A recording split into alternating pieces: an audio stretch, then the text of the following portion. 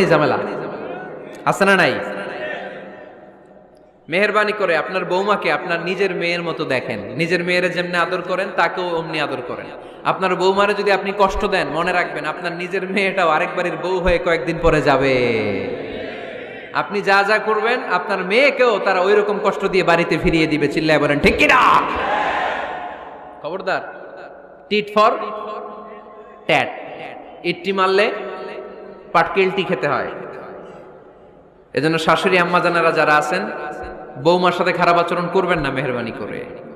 তাকে আপনি কষ্ট দিলে আপনার নিজের মেয়েটাও আরেক বাড়ির বৌমা হবে, সেও ওই বাড়িতে এই কষ্টগুলো ভোগ করবে। এগুলো যখন আপনি শুনবেন তখন আপনার চোখ দিয়ে পানি পড়বে কি পড়বে না?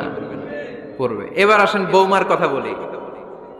বৌমা যারা আছেন মেহেরবানি করে, বৌমা যারা আছেন মেহেরবানি করে আপনার শাশুড়ি আম্মাকে নিজের মায়ের জায়গায় রাখবেন। আপনার বাড়ি ছেড়ে নতুন বাড়িতে আসছেন, তো এটাই তো আপনার বাড়ি। আপনার মা রেখে দিয়ে নতুন মা পাইছেন, এটাই তো আপনার মা। তো ওনাকে মায়ের জায়গায় বসাতে আপনার সমস্যাটা কোথায়? বৌমারা খেয়াল রাখবেন, আপনি আপনার শাশুড়ির সাথে যে আচরণটা করতেছেন, আপনার শেষ বয়সে আপনার ছেলের বিয়ে দেওয়ার পরে যে বৌমাটা আসবে ওই আচরণই আপনাকে ফিরিয়ে দিবে। The nature has its own return. প্রকৃতির একটা মাইর আছে, এটা শেষ মাইর, এটা শেষ খেলা। প্রকৃতির খেলা বড় খেলা।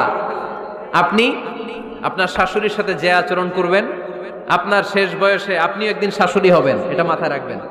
ওই আচরণই আপনি ফিরে পাবেন। আওয়াজ করে বলতে হবে ঠিক কিনা? এজন্য 9 নাম্বার পয়েন্টস হচ্ছে মিউচুয়াল রেসপেক্ট। সবাই যেন সবাইকে ভালোবাসি। দোষ ছাড়া মানুষ নাই, সবার দোষ আছে। আমরা যেন একে অন্যের দোষ না খুঁজি। বৌমারা, আপনাদের কেন যদি আমার মাইকের আওয়াজ যায়, অল্প কিছু টেকনিক অবলম্বন করলে আপনি আপনার শাশুড়ির মন জয় করতে পারবেন। শাশুড়িরা আসলে বেশি কিছু চায় না। আগের জামানার মানুষ তো, এদেরকে ওইভাবে হাত করতে হবে।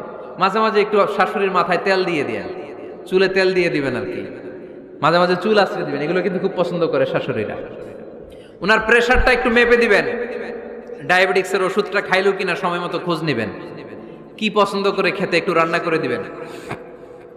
যেই বক্তার ওয়াজ শুনতে পছন্দ করে ওই বক্তার ওয়াজগুলো ডাউনলোড করে শাশুড়ি আম্মাকে দিবেন।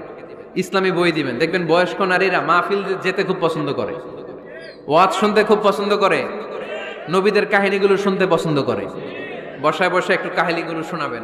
বাইরে বেরোলে জিজ্ঞেস করেন, আম্মা আপনার কিছু লাগবে কিনা। আর একটা টিপস আছে, চুল যখন আশ্রাবেন আর শাশুড়ির মাথায় যখন তেল দিয়ে দিবেন, তখন অতীতের কথা জিজ্ঞেস করেন। দেখবেন অতীতের স্মৃতিতে হারিয়ে গিয়েছে আপনার